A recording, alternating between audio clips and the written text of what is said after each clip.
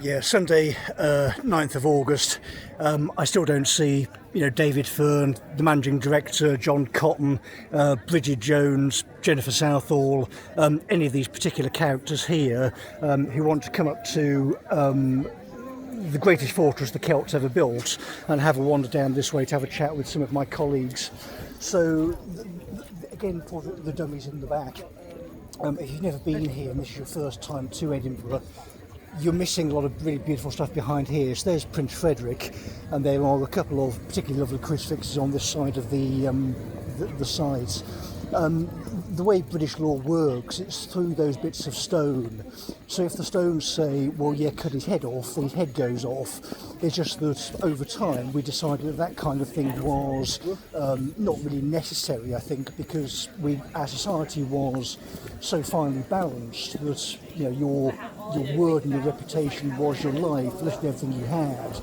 And your money and your worldly goods in that kind of society would be taken away if you were unjust.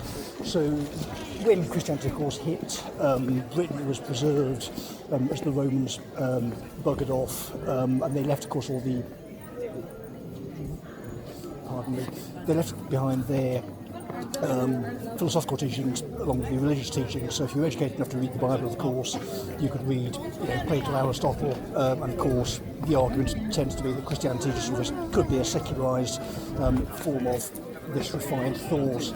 But Britain was a refined version of the refined thought by a refined set of people, and their constitutional government system was delicately balanced in a certain way. So again, if it is down to a word, then that's eventually the system.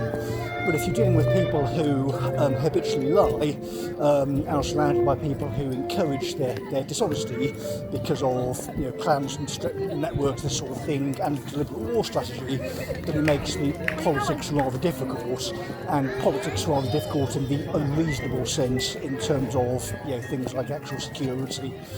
So the position for Birmingham yet again, going into Monday, giving them a chance to actually behave like civilised people and go and engage the services of the gentlemen at Sutton Police Station, who, having done their exercise routines in Jane Fonda-like fashion, will now, I'm sure, be dealing with catching criminals within the bureaucracy, because people like Joanne Roney are not really going to be difficult to chase down physically. Parvini is effectively correct. I mean, it's the lions and foxes things. These people are overweight, they're lazy, they're generally quite old as well, because they're just sort of sucking off the patronage networks before they die. So picking these people up and arresting them is going to be quite easy. Interviewing them under caution would be hypothetically difficult, because you'd have no one able to undertake it, but they totally forgot who I was.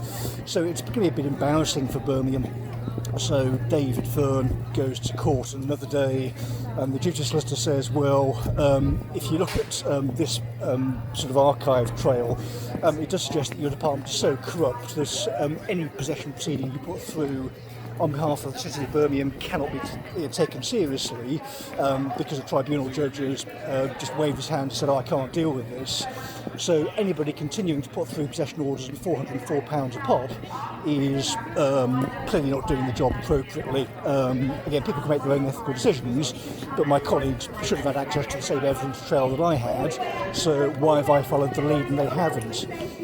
The reason is, of course, the network. So one of my colleagues is a great fan of wasting his time, pardon me, staring at screens. So his will isn't really going into any representation, because he's playing a simulated world on a computer. So he's wasting his time, is a polite way of saying it, but he's training his brain to be quite clever, and if you talk to him away from that kind of stuff, he's sharp as anything. But when you say to this guy, mate, look, the law changed in 2018, a £5 billion local authority hasn't adapted. The change in the law is just funny, right? If you can't make fun of this, you are just mentally incompetent.